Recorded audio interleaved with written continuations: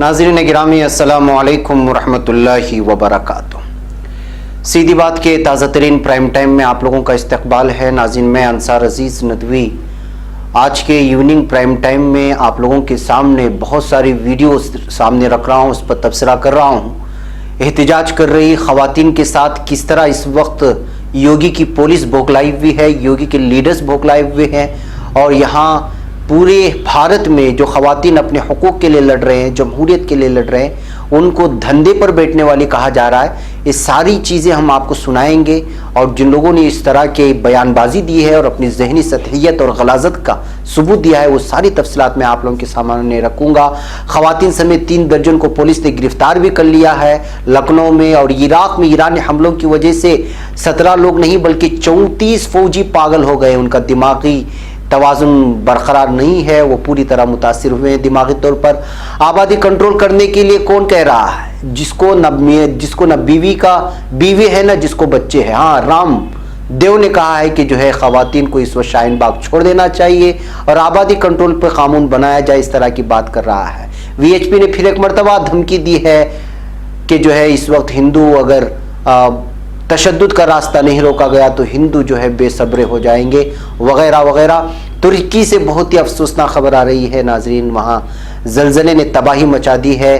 फ़िलहाल जो रिकॉर्ड किया जा रहा है तब तक 22 अफराद के जाँ बहक होने की और 500 से ज़ायद, जबकि एक और रिपोर्ट के मुताबिक 1000 अफराद के ज़ख्मी होने की खबरें आ रही हैं। सारी तफसीलात मैं आप लोगों के सामने रखता हूँ। उससे पहले आप लोगों से दरख्वास्त है कि जिन लोगों ने हमारे चैनल को सब्सक्राइब नहीं किया, सब्सक्राइब कर लें। हमारी इन वीडियोज़ को दूसरों तक पहुँचाने में हमारी मदद करें। हमारी 1 मिलियन मिशन में सब्सक्राइबर्स के मिशन में शामिल होकर के ज़्यादा से ज़्यादा लोगों को हमारे इदारे से जोड़ें और सब्सक्राइबर्स बनाएं। उससे कबल नाजरीन एक अहम तरीन खबर, एक बात आप लोगों के सामने रखते हुए मैं आगे बढ़ता हूँ। असल में गुज़िश्ता 2-3 दिन से मैं आप लोगों को डिस्क्रिप्शन में जाने के लिए 2 दिन से डिस्क्रिप्शन में जाने और वहाँ जो ऐलान है उस ऐलान के मुताबिक कुछ अमल करने और दस्ते ताउन बढ़ाने के लिए कहा था, अपील भी की थी। तो मैंने इस सिलसिले में हमारे इदारे के लोगों से भी पूछा कि कुछ फ़ायदा हुआ, तो वहाँ से एक जवाब आया कि जितना उम्मीद था उस उम्मीद का 1% भी अभी पूरा नहीं हुआ है। मतलब समझ रहे हैं आप इस बात का? इसका मतलब यह है कि हम अगर आपसे 100 रुपये की उम्मीद लगाए हैं तो 1 रुपया भी नहीं हासिल हुआ है, ये कहना है हमारे कुछ लोगों का। तब मैंने उनसे कहा कि अफसोस करने की भी ज़रूरत नहीं है और इस पर जो है ज़्यादा संजीदा होने की भी ज़रूरत नहीं है, इसलिए कि इस कौम का हाल गुज़िश्ता 70 सालों से ऐसा ही है। क्योंकि जहाँ 1 करोड़ 2 करोड़ 3 करोड़ की आबादी होती है कुछ ममालिक में, वहाँ लगभग अपने तर्जुमान के लिए मुसलमानों के कम से कम 4-5 चैनल तो होते ही हैं। और अफसोस का मकाम ये है कि मुल्क भारत में 25 से 30 करोड़ आबादी हुकूमत के सरकार के मुताबिक है, जबकि अगर हकीकत में देखा जाए तो ये बहुत बड़ी आबादी है, उसमें 4-5 करोड़ और भी इजाफा हो सकता है। समझिए 35 करोड़ की आबादी में अगर मुसलमानों का एक भी कौमी तर्जुमान अगर नहीं है सहाफ़ती एतबार से, ना प्रिंट एडिशन में ना इलेक्ट्रॉनिक मीडिया में, तो वो इस कौम के तारीख़ का सबसे बड़ा अलमिया है 70 सालों में। जो कौम 70 सालों से सोई पड़ी हो सहाफ़त के मैदान में ही नहीं, हर शोबे में। मुझे माफ़ कीजिएगा, ये बातें आपको चुभेगी और आपको चुभना चाहिए। अगर चुभेगी नहीं तो आप मरी हुई ऐसी कौम है जिस कौम को कितनी भी सोइयाँ चुभाएं वो उठती नहीं है। मैं आप ही से मुखातब हूँ, मुझे माफ़ कीजिएगा, मैं सीधी बात बोलने का आदी हूँ। 70 सालों से ये कौम सोई पड़ी हुई है और शिकायत करती है, पता है क्या है? फ़लाँ चैनल में मुसलमानों के ख़िलाफ़ बकवास किया जा रहा है, उनको इल्ज़ामात लगाए जा रहे हैं। तो आपने 70 सालों में क्या कर लिया? हमारी शादियाँ जो लोग बड़े बड़े इजलासों में मुनक़िद होते हैं कौमी इत्तेहाद के और कौम के तय बड़े तशवीशनाक बात करते हैं कि ऐसा हो रहा है ऐसा हो रहा है, कभी उनकी शादियों में जाकर के देखिए, उनके यहाँ जो शादी में खाना, जो वलीमे का खाना सिर्फ फेंक दिया जाता है ना बचा हुआ, उसकी कीमत ही 50 लाख 40 लाख रुपए होती है। तो ऐसे कौम पर अगर CAA और NRC नाफिज ना हो अल्लाह की तरफ से अजाब बन करके, तो फिर क्या होगा? मुझे आपसे सवाल करने दीजिए। जो मुझे बड़ा अफसोस इस बात का हुआ कि मैंने पूछा कि भाई क्या हुआ, कुछ हुआ कुछ? तो उन्होंने कहा कि हमने 100 रुपये की उम्मीद की तो 1 रुपये तो दूर की बात, उसका आधा भी नहीं हुआ। तो आप इस कौम की हालत का अंदाज़ा लगा लें। हाँ, जिन लोगों ने थोड़ा बहुत किया है, हम उसके मशकूर हैं, हम नाशुक्रे नहीं हैं। लेकिन जिस कदर इस वक्त कौम सोई हुई है, मुझे अब समझ में आ रहा है कि भाई अल्लाह ताला ने ये 2 गुजरातियों को इस कौम पर मुसल्लत क्यों किया, अब जाकर के समझ में आया। सबसे खतरनाक, सबसे तशवीशनाक, सबसे अफसोसनाक मरहला इस कौम का इस वक्त ये है, गुज़िश्ता 70 सालों में 30 करोड़ की आबादी बन गई, लेकिन किसी भी शोबे में ये कौम तरक्की नहीं कर पाई। और जो तरक्की ना करने की शिकायत करते हैं उन मालदारों की और इन लोगों की ही हालत ये है कि जो है उनकी शादी में और उनके ठाट बाट देखेंगे तो जो है अल्लाह ताला जरूर अज़ाब मुसल्लत करके रहेगा। यही वजह है नाज़रीन के हालिया CAA और NRC के खिलाफ जो कौम उठ खड़ी हुई है, ये वो लोग नहीं है जो हमेशा से दावा करते रहे कि हम कौम के रहबर हैं, हम कौम के कायद हैं। इस वक्त नौजवान खुद अपने आप में एक लीडर बन चुका है, अब उनको किसी कायद की जरूरत नहीं है, ऐसा महसूस हो रहा है। आप पूरे भारत में इस वक्त जो एहतिजाजात चल रहे हैं, वहां जाकर के देख लीजिएगा, जिन जिन चीजों की इस वक्त रहबरी और कायदाना सलाहियत जो लोग दावा करते थे कि हम फला तंजीम के कायद हैं, फला तंजीम है, हम फला फला इतना सब कुछ कर चुके हैं तारीख में, वो कायद आपको कहीं नजर नहीं आ रहे हैं। इस वक्त हर शख्स, हर नौजवान, हर स्टूडेंट कायद बन चुका है, इसलिए कि उनको पता चल चुका है कि 70 सालों में इन कायदीन ने हमारे लिए कुछ नहीं किया, तो आज इन कायदीन के पीछे चलेंगे तो जूते ही पड़ेंगे। यही वजह है कि हर आदमी अपने आप में खुद को जो है लीडर तस्वुर कर रहा है। भाई साहब नाज़रीन, मुझे आपसे शिकायत नहीं थी, आप जो भी हो, जैसा भी हो, सीधी बात के नाजरीन हैं, लेकिन आप कुछ जोड़ना मेरा काम है। आपके ताउन करने या ना करने से मेरा इदारा चलेगा ऐसा नहीं है, तो कुछ महीनों की बात होगी, ऐसे तैसे टल जाएगा। लेकिन मैं आपको कचौकी इसलिए लगा रहा हूं कि आपको जाग जाना चाहिए। 70 सालों में जो कौम नहीं जागी उसको कोई जगाने के लिए आया है, अजाब के तौर पे मुसल्लत कर दिया गया है। और अब भी आप अगर नहीं जागे और आपको सहाफ़त की जिम्मेदारी और सहाफ़त में अपने ज़बान को, अपनी चीज़ों को पेश करने का, डिबेट में अपनी चीज़ों को पेश करने का आपको अंदाज़ नहीं आया, उसकी कीमत और उसकी हर चीज़ आपके सामने नहीं आई, तो एक मरतबा फिर आप धकेले जाएंगे और बहुत दूर तक धकेले जाएंगे। अब तक जो धकेले जा चुके हैं हर शोबे में, वो चाहे कोई भी शोबा हो, सेक्रेटरिएट में हो या वो सियासत में हो, वो समाजी ताउन के सिलसिले में हो या तालीमी लियाकत के सिलसिले में हो या सरकारी नौकरियों के सिलसिले में हो, हर एतबार से ये पूरी की पूरी तरह पिछड़ा हुआ तबका है। हाँ, कुछ लोगों के बड़े आलिशान मकानात हैं, अच्छी अच्छी कंपनियां हैं, अच्छी अच्छी बिल्डिंगें हैं, अच्छे अच्छे कुछ मेडिकल कॉलेजेस हैं जो कमाने के लिए बनाए गए हैं, अच्छे अच्छे तालीमी इदारे हैं, उसमें भी उसी तरह की फीस ली जाती है जो कॉन्वेंट में ली जाती है। ये सब भरम पैदा करने की कोशिश करते हैं कि हम कौम की खिदमत कर रहे हैं, कोई ऐसा नहीं कर रहा है। सब झूठ है, सब धोखा दे रहे हैं और सब अफवाहें फैला रहे हैं, ये साफ बात है।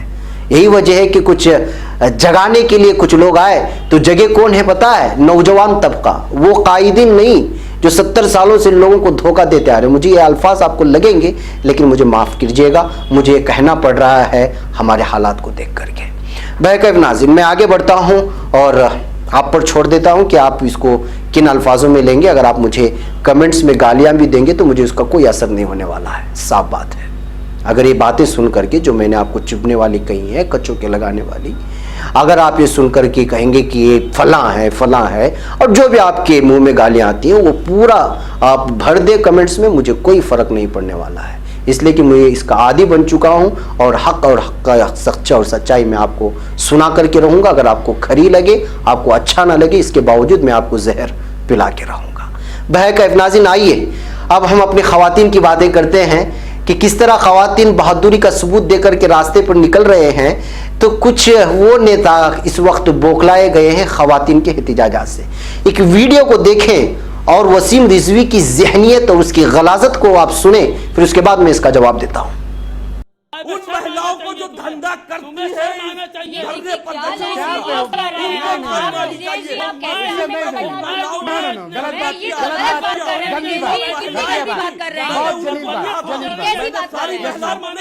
किस तरह की भाषा इस्तेमाल कर रहे हैं? मतीन भाई, आप कितनी गंदी बात का इस्तेमाल नेशनल टीवी पे कर रहे हैं? आप जवाब दीजिए। आप कैसे बात कर रहे हैं? किसी को इख्तियार नहीं है कोई महिला बदतमीजी करे। आप जवाब दीजिए। होने का मतलब कोई नहीं कि आपकी किताब में बदतमीजी करे। अस्तगफिरुल्लाह, आप मुसलमान नहीं हैं, आपको हिंदुस्तानी होने का। बताइए सुमैया जी को क्या बोल रहे हैं? आप खुद मुसलमान नहीं हैं, आप गुमराह और औरत है, आप सामने आप आइए गुमराह मेरे। औरत है, तमाशा आप करो, जैसी अपने औरतें मुंह पर है। गुमराह है, जो बदतमीज देश को आदमी। गुमराह कर रही है, जो देश के टुकड़े करना चुप चाहती रहिए है। आप, बदतमीज कहेंगे। आपके मर्द और मर कोई गए बात तो करने धरने की के ऊपर तमीज नहीं है, आते। बदतमीज। महिलाओं से क्यों बात नहीं करने आए? की तमीज आप तो होनी हमारे चाहिए। सवाल बैठिए, नहीं, नहीं, आप सरकार ऐसा क्या नहीं कर है? सकते। आप बताइए इनको बहुत डिफेक्ट बड़ी से। हक की बात करने बदतमीज निकली है, आदमी। बहुत बड़ी समाज चुप, सेवक keep बनी your है। mouth shut, shut। बदतमीज Shut आप खुद हैं। up, shut up। बदतमीज औरतों को बदतमीजी से चुप जवाब है। दिया जाना गंदी औरतें कह रहे हो तुम। जो बदतमीज औरतें होती हैं उनको बदतमीज से जवाब दिया जाता है। आप खुद अपनी हैसियत पे अपनी औकात पे रहिए। You are बदकिरदार। बदकिरदारी अपनी अब बदकिरदार हमको आप आदमी मत बताइए, हैं, वहाँ बेचारी हमको मत गरीब बताइए औरतें, बदकिरदारी के बुजुर्ग बारे में। औरतें अपने सुमैया बच्चे जी लिए बैठी मुझको हैं, मत बिन छत बताइए, के, बिन मैं पैसे के, आपके कोरे ऊपर में कोई बैठी हैं, कमेंट्स नहीं हैं? कर रहा हूँ, तुम लिहाजा आप अपनी शौचालय जबान लोगे को हिंदुस्तान लगाम में, दीजिए। वहाँ का टॉयलेट तुमने बंद करवा आप दिया। जबान को लगाम बदतमीज। दीजिए, मैं आपके ऊपर कोई पर्सनल चुप कमेंट रहो नहीं तुम। कर रहा हूँ सुमैया तुम जी। क्या हमें कहोगे, आप अपनी शूट कर जबान देंगे। को लगाम तुम अरे दीजिए। जैसे कैसी आदमी बात को कर तो रहे हैं? मार दें। बदतमीज नहीं, नहीं, ऐसी बातें ना करें, ऐसी बात मत करें। बदतमीज औरतें इस तरह से चिल्ला सकती और हैं, तुम ये वो कुछ भी इनके कर धंधा सकती हैं। करने वाली कहेंगे। जो बदतमीज तुम्हारी सारी औरतें गरीब इस तरह की हर तरह की बदतमीजियां बैठी कर हुई सकती हैं। हैं, तो उनसे आप क्या बदतमीज उम्मीद आदमी, रखेंगे? बदकिरदार, चुप भाई, रहिए आप। घर की औरतें जो इस तरह भाई, से सीए के चिल्लाती हैं, फेवर में क्यों हैं ये? मर्दों से जबान लड़ाती है, शरीफ अरे, की औरतें। तुम अरे आप बदतमीज हैं, आप बदकिरदार हैं, हम लोगों को हक है आप बोलने का। बदकिरदार हैं, तुम आप आपको कैसे शर्म आना लोगों को चाहिए, दबाते हैं? आपको खुद ढूंढ मारना बड़ा चाहिए है। जाके। आपने सुना इसको? ये शख्स जो तलवे चाटता है बीजेपी नेताओं की, जिसकी अपनी कोई शनाख्त और पहचान नहीं है, गिरा हुआ इंसान, जहनी तलज्जुली के आखिरी हद को पहुंचा हुआ इंसान, अपने हुकूक के लिए लड़ने वाले औरतों को कहता है कि धंधे कर रही है, तो अब आप इसको क्या कहेंगे? क्या आपकी जिम्मेदारी नहीं बनती कि इस शख्स को जो है वही उसी तरह से सबक सिखाया जाए जो इस जबान को इस्तेमाल कर रहा है? भारत में बैठी हुई लाखों खवातीन को ये धंधे पर बैठने वाली साफ तौर पे कह रहा है, और आज तक कोई इंसान आकर के इसको जवाब देने वाला कोई नहीं है। और इसका मुकाबला कौन कर रही है? एक खातून। आइए फिर मैं उसके आपको वीडियो सुनाता हूं, इस वीडियो को देखिए आप, किस तरह से वो जवाब दे रही है। क्या इसका जवाब देने के लिए कोई सामने नहीं आएगा? मैं आपसे पूछना चाहता हूं। वसीम रिजवी के खिलाफ आपने अगरगंज थाने से तहरीर दी है, क्या है पूरा मामला बताइए। देखिए, कल जिस तरीके से हम एक चैनल पर CAA और NRC को लेकर एक डिबेट हो रही थी, और पहले भी वो कई चैनलों पे बैठ करके अपना इंटरव्यू दे चुके हैं कि शाहीन बाग में जो औरतें धरने पर बैठी हैं और जो लखनऊ में जो धरने पर बैठी हैं, वो औरतें बदकिरदार हैं और बहुत ही गंदी गंदी बातें उनके लिए कहीं। लेकिन खैर, कल मैं भारत समाचार में द डिबेट ब्रिजेश शर्मा का उस शो में मैं लाइव थी। वहाँ पर उन्होंने बैठ करके कहा कि लखनऊ में जितनी औरतें घंटा घर पर धरने पर बैठी हैं, वो सब धंधे वाली हैं, बदकिरदार हैं, उनकी कोई इज्जत नहीं है, वो कोई गैरतमंद नहीं है, वो अच्छे घरों से नहीं आती, वो इज्जतदार घरों की नहीं है, और वो धंधे वाली हैं। बार बार उन्होंने ये बात कही। इस वजह से मैंने आज हज़रतगंज थाने में अपने 22 एडवोकेट के साथ जाकर के हज़रतगंज थाने में तहरीर दी है, लेकिन उन्होंने मेरी जो एप्लीकेशन है वो ले ली है। मैंने डेफेमेशन का भी उन पे चार्ज लगाया है, और पूरी जो हमारे हिंदुस्तान की जो हमारी बहनें हैं, उनको उन्होंने जो जिस तरीके से धंधे वाली कहा है, तो ये मुझे इस पर इतना गुस्सा है कि इसमें मैं बयान नहीं कर सकती। और मैंने अभी हज़रतगंज थाने पे जाकर के अपनी FIR दे दी है, लेकिन मुझे रिसीविंग नहीं दी गई है, वो मुझे सुबह 10 बजे देंगे। इससे पहले भी उन्होंने कई बार इस तरह जी। के बयान दिए हैं, तो क्या जी। लगता है कि पुलिस उसके बाद भी मुकदमा दर्ज होता है, उसके बाद भी वो इस तरह के बयानबाजी करते हैं, तो क्या कहेंगे? देखिए, अब उनको सबक सिखाना बहुत ज़रूरी हो गया है। बहुत लोगों ने उनकी बात जो है अवॉइड कर दी, औरतों में गुस्सा भरा हुआ है, और अगर अब उनको जो है पैरों तले गिराया नहीं गया और उनसे माफ़ी नहीं मंगवाई, पूरे देश की एक एक महिला से वो शख्स, वो गंदा शख्स, मैं बार बार कहूँगी, एक एक महिला से वो माफ़ी मांगे, वो इसी काबिल है और सरकार में किसी भी ऊंची पोस्ट पे रहने के काबिल नहीं है। मेरी लड़ाई किसी राजनीतिक पार्टी से, मेरी लड़ाई CAA से है, NRC से, जो भी गलत नीतियां होती हैं जिसमें चाहे कोई महिला हो, चाहे कोई मानव अधिकार का हनन हो रहा हो, किसी को कोई हमारे जो देश के नागरिक उनको परेशानी, मैं हमेशा उसके खिलाफ बोलती आई हूँ। मैंने हमेशा अपना पक्ष अपने चैनल से बिल्कुल साफ रखा है। मैंने कभी किसी राजनीतिक पार्टी का मैंने पक्ष नहीं लिया, लेकिन जिस तरीके से कल उन्होंने देश की एक एक महिला को उन्होंने धंधा करने वाली कहा है, इस पर मुझे ऑब्जेक्शन है। मैं चाहती हूं कि वो आदमी को उस पोस्ट से बर्खास्त करा जाए, वो इस्तीफा से लिया जाए और वो आदमी नाक रगड़कर एक एक महिला से हिंदुस्तान की माफी मांगे। तो नाज़रीन, आपने इस खातून का जवाब सुना। अब आपकी भी जिम्मेदारी बनती है कि हर तरफ से जो खवातीन इस वक्त बैठी हुई हैं, तमाम माओ बहनों की ये इज्जत को जो है उछाल रहा है, उनको धंधे पर बैठने वाली कह रहा है, ये घटिया इंसान को जो है उसको सबक सिखाना ही होगा। आप बराए करम इसके खिलाफ कानूनी चाराजोई करें और हर कोई जो अपने अपने पुलिस थाने में जाकर के शख्स के खिलाफ, इस वक्त खवातीन के खिलाफ जो है जो इसने अल्फाज का इस्तेमाल किया है, एक लाइव डिबेट में बैठ करके उसको जो है सबक सिखाने की जरूरत है। आप जरूर इस तरफ जो है संजीदगी से सोचें। आइए नाज़रीन, आगे बढ़ते हैं और लखनऊ की पुलिस किस तरह बौखलाई हुई है और किस तरह जो है मुस्लिम खवातीन को परेशान कर रही है उस पर बात करते हैं। जी हां, उत्तर प्रदेश की राजधानी लखनऊ के तारीखी मकाम घंटाघर पर शहरी तरमीमी कानून के खिलाफ गुज़श्ता 8 दिनों से जारी एहतजाज के दौरान शनिचर के रोज पुलिस ने तहरीककारों के खिलाफ कार्रवाई करते हुए दर्जनों मर्दों खवातीन को गिरफ्तार किया है। पुलिस वालों पर खवातीन को धमकाते हुए नाशाइस्ता जबान का इस्तेमाल करने का भी इल्जाम है। नाज़रीन, सीधी बात को इत्तला मिली है कि शनिचर को पुलिस ने घंटाघर पर मौजूद मर्दों को वहां से दौड़ा कर भगा रही है। वहीं कुछ खवातीन के खिलाफ नाजेबा अल्फाज का इस्तेमाल भी किया। मुखालिफत करने पर पुलिस ने तहरीककार खवातीन में मौजूद पूजा शुक्ला को गिरफ्तार किया।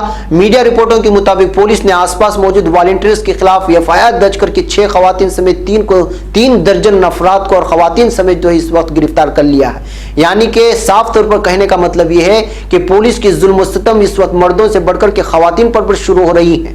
ऐसे हालात में जरूरी है कि इस पुलिस के चेहरे को पूरी दुनिया के सामने आम किया जाए कि जो पुरअमन तरीके से अपने हुकूक को मांगने के लिए, आइन और जमहूरियत की तहफ़्फ़ुज़ के लिए जो एहतिजाजात कर रहे हैं और उनको जो तहफ़्फ़ुज़ फराहम करने के लिए मर्द हजरात आसपास में होते हैं, उनको गिरफ्तार कर रही है और पूरी तरह से जो है तानाशाही और हिटलर का अंदाज अपना रही है योगी की ये जालिम फौज। इसलिए और उसकी पुलिस, इस वजह से हम लोगों पर इस वक्त जरूरी हो गया है कि ये पूरी दुनिया के सामने इन खवातीन की आवाज़ को बुलंद करे और उन पर हो रहे जुल्म सितम को जो है पूरी दुनिया के सामने लाए। हम ये पूरी वीडियोस आपके सामने सुनाते हैं, आप खुद भी सुने और इस लिंक को पूरी तरह से पूरी दुनिया में आम करने के लिए आप अपना फरीजा समझें।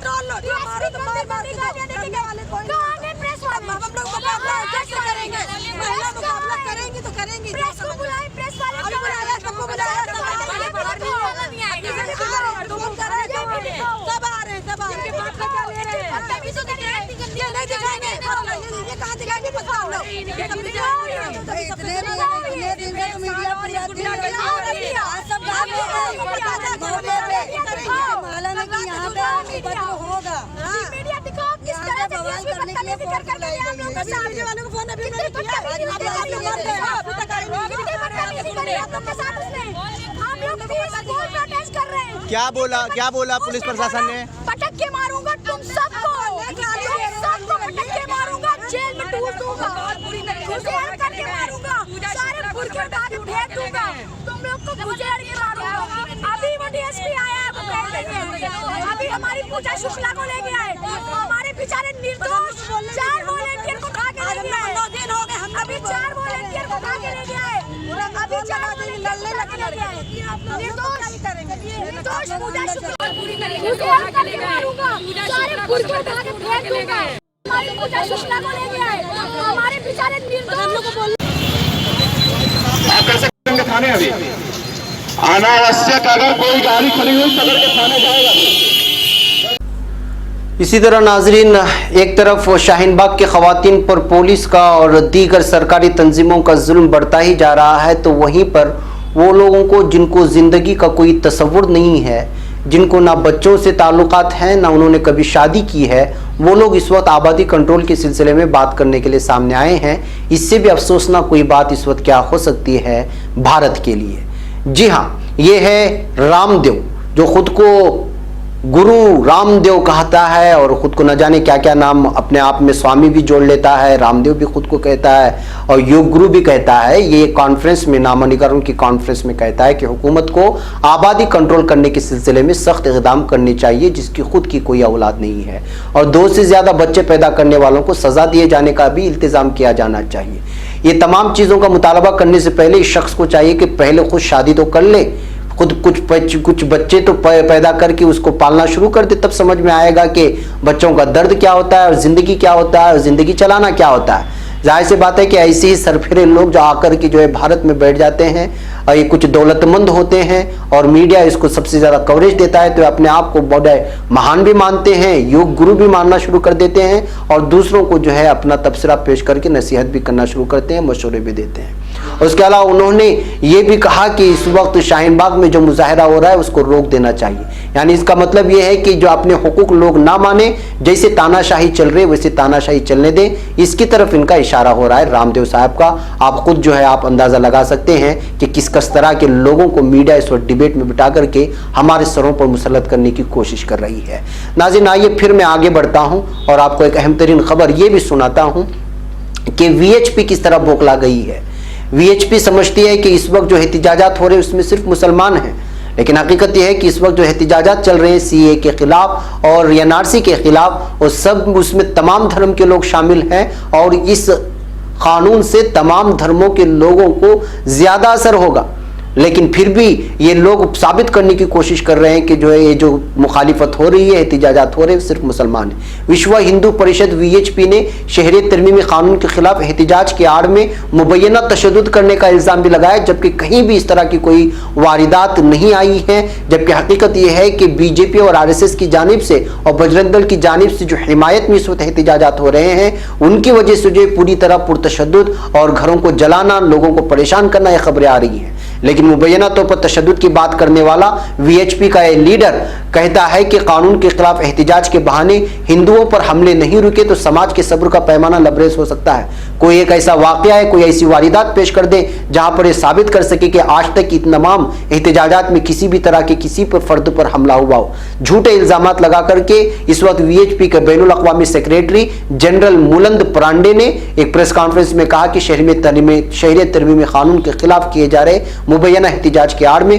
पुरतशद्दुद वारिदातें पेश आ रही हैं जो अब नाकाबिले बर्दाश्त हो रही हैं। अगर ऐसा ही हो गया तो जो है फिर हिंदू जाग जाएंगे।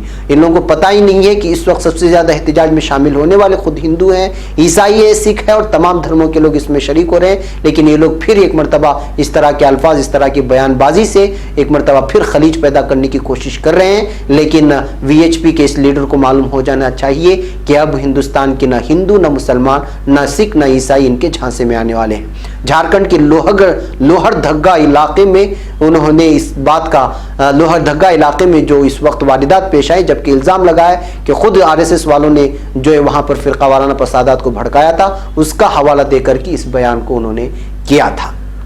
बहरकैफ नाज़रीन, आगे बढ़ते हैं और तुर्की के सिलसिले में बात करते हैं। तुर्की में ज़लज़ले ने तबाही मचा दी है।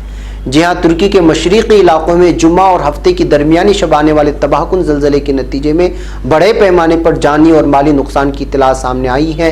अब तक की इत्तलात के मुताबिक ज़लज़ले के नतीजे में 18 अफराद जाँ बहक और 500 से ज़्यादा ज़ख्मी हो चुके हैं, जबकि एक और रिपोर्ट के मुताबिक 22 अफराद जाँ बहक और 1000 के करीब लोग ज़ख्मी हो चुके हैं। ज़लज़ले की शिद्दत पड़ोसी मुल्कों में भी महसूस की गई है।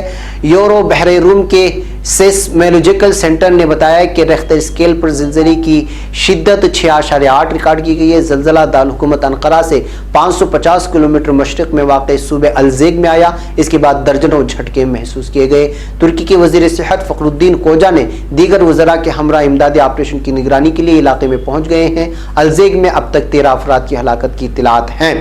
वज़ीर दाखिला सुलेमान सवेलो का कहना है कि ज़मीनबोस होने वाली इमारतों के मलबे तले 30 अफराद दबे हुए हैं, जिनकी तलाश जारी है, जबकि 500 को अस्पतालों में दाखिल किया गया है। उन्होंने कहा कि ज़लज़ला तीसरे दर्जे की शिद्दत का है, जिसके लिए बैरूनी इमदाद नहीं बल्कि कौमी सतह पर इमदाद की ज़रूरत है। बहरकैफ नाज़रीन, तुर्की की इस वक्त हालात ज़लज़ले की वजह से जो है हंगामी बने हुए हैं और लोगों को मलबों से निकालने का काम जारी है। अब देखते हैं कि जो है आगे जाकर के जब पूरा मलबा हटा लिया जाता है तो हलाकतों की तादाद कहाँ तक पहुँचती है, जबकि एक अब तुर्की के लिए बहुत ही अफसोसनाक इस वक्त ये खबर आई हुई है। बहरकैफ नाज़रीन, ये खबर, एक और अहम तरीन खबर आप लोगों के सामने रखना ये है कि अमरीकी महकमे दिफा ने कहा है कि इराक में मौजूद अमरीकी फौजी अड्डे पर ईरान ने जो हमला किया था उसमें 34 फौजी दिमागी तौर पर मुतासिर हो गए हैं और उनके दिमाग इस वक्त मौकूफ हो चुके हैं। यानी इससे पहले एक बयान आया था 22, उसके बाद अब खुद ब खुद 34 फौजी एहलकारों को लगने वाली दिमागी चोटों की तशखीस हुए, इसका बयान दिया है। ईरानी मिसाइल हमलों के 34 अमरीकी फौजी पूरी तौर पर दिमागी तौर पर इस वक्त मुतासिर हुए हैं। यानी महकमे दिफा अमरीका का इस वक्त बार बार बयानात बदल रहा है। अब आगे जाकर के न जाने कितने लोगों के हलाकतों की भी खबर वो खुद देने वाला है। बहरकैफ पहले तो अमेरिका ने इनकार किया कि कुछ नुकसान हुआ है, अब दिमागी तौर पर माऊफ होने वाली तादाद 34 बढ़ गई है। आगे देखते हैं कि फिर अमेरिका क्या क्या कबूल करने वाला है। बहरकैफ नाज़रीन, आइए अब आगे बढ़ते हैं। मैं कुछ और तस्वीरें आप लोगों को इस वक्त दिखाता हूं और वो तस्वीरें हैं, ये तस्वीरें जो इस वक्त आप लोगों के सामने आई हुई हैं, ये तस्वीरें मुंबई में जो इस वक्त एहतिजाजात हुए कल रात में, वहाँ से ये कुछ तस्वीरें आई हुई हैं, या इसका अंदाज़ा आप लगा सकते हैं कि किस तरह एहतिजाज, दीगर इलाकों से भी कुछ तस्वीरें आई हुई हैं। ये सब CAA और मुख्तलिफ इलाकों से आई हुई CAA और तरमीमी शहरियत बिल के ख़िलाफ़ एहतिजाजी मुजाहिरों की ये ताज़ा तरीन तस्वीरें हैं जो मुख्तलिफ इलाकों से आई हुई हैं। इसके अलावा नाज़रीन, ये है इराक़ की एक वीडियो जो सबसे ज़्यादा वायरल हो रही है। ये वीडियो इस वक्त एहतिजाजात की है। इराक़ में जो एहतिजाजी मुजाहरे हो रहे हैं और ये एहतिजाजी मुजाहरे इसलिए हो रहे हैं कि यहाँ की आवाम अब अमेरिका की फ़ौज को इराक़ की सरजमीन पर बर्दाश्त नहीं करेगी। ये पूरे इराक़ के आवाम इस कर उमड़ करके रास्तों पर आई हुई है और हुकूमत से मुतालबा कर रही है कि किसी भी तरह से जो है अब इराक़ की ज़मीन फ़ौजियों को, इराक़ी फ़ौजियों को इस्तेमाल होने नहीं देंगे। अब जो भी होगा अंदरूनी सतह पर निपटा जाएगा। लिहाजा जो है हुकूमत को चाहिए कि वह अमरीकी फ़ौजियों को यहाँ की ज़मीन से बेदखल करे। ये लिखा हुआ है अरबी में, अल इराक़ व अर्ज़ुल अंबिया ला मकान लि गुरबा, यानी कि अजनबियों के लिए अब यहाँ की ज़मीन इस्तेमाल करने नहीं देंगे। इस तरह जो है यहाँ पर मुतालबा करते हुए यहाँ की आवाम इस वक्त सड़कों पर निकल कर के आई हुई है। बहरकैफ नाज़रीन, एक और अहम तरीन खबर जो आपको इंदौर से मुझे आपके सामने पेश करनी है। इस वीडियो को आप शायद कल से देख रहे होंगे, वायरल हो रही है, हमें भी कल पहुंची थी, लेकिन इस खबर की तस्दीक करनी थी। तो अब इस खबर की तस्दीक ये हो चुकी है कि CAA और NRC के हवाले से पूरे मुल्क में एहतिजाज जारी है और BJP की मुश्किलात बढ़ती जा रही है। पार्टी ने इस मामले पर लोगों को आगाह करने की मुहिम भी चला रखी है, लेकिन कामयाबी नहीं मिल रही। मध्य प्रदेश के इंदौर में एक BJP लीडर की उस वक्त चप्पल से पिटाई कर दी गई जब वो लोगों को CAA पर मालूमात देने के लिए गए थे। जुमा के रोज BJP लीडर का मुंह काला करने और चप्पल से पिटाई की वीडियो ये वायरल हो गई। ताहम वायरल वीडियो पर लीडर का कहना है कि वीडियो जाली है। कबल से BJP के अक़लियती तबके से वाबस्ता तकरीबन 90 लीडरान ने पार्टी को खैराबाद भी कह चुके हैं और इनमें इंदौर के रहनुमा भी शामिल हैं। मीडिया रिपोर्टरों के मुताबिक BJP लीडर लोगों को समझाने के लिए किसी के घर में गए थे। अचानक एक नौजवान ने बोतल भरी स्याही उनके मुंह पर उंडेल दी। इनायत ने जब नौजवान को रोकना चाहा तो उसने अपनी चप्पल निकाल ली और वहीं मरम्मत शुरू कर दी। इसके बाद इनायत हुसैन वहां से भाग खड़े हुए। इसी असना में किसी ने इस पूरे वाक़े की वीडियो शूट कर ली और इसे सोशल मीडिया पर पोस्ट कर दिया। ये वीडियो सोशल मीडिया पर खूब वायरल हो रही है। बहरकैफ नाज़रीन, वो लोग जो इस वक्त तलवे चाटते हैं BJP लीडरान के, उन लोगों को ये वीडियो इस वक्त सबक के तौर पर पेश करना ही चाहिए। बहरकैफ नाज़रीन, ये वीडियो इस वक्त बहुत ज़्यादा वायरल हो रही है और उसकी हकीकत भी इस वक्त सामने आ गई है। शायद इस वक्त आवाम बहुत ही ज़्यादा मुश्तिल हो चुकी है ऐसे लीडरान से जो किसी डिबेट में बैठ कर के ख़वातीन को धंधे पर बैठने वाली कहती हैं और इस तरह के लोग जब चापलूसी पर उतर आते हैं तो जाहिर सी बात है कि नाज़रीन आवाम तो गुस्से में आएगी। बहरकैफ नाज़रीन, मुझे यहाँ पर इजाज़त दें, इस वीडियो को आप फैलाएँ और ख़ुद भी देखें। इब्तिदा में जो बात मैंने कही है उसको संजीदगी से सुने, गुस्से से ना सुने। अस्सलामु अलैकुम रहमतुल्लाहि व बरकातहू।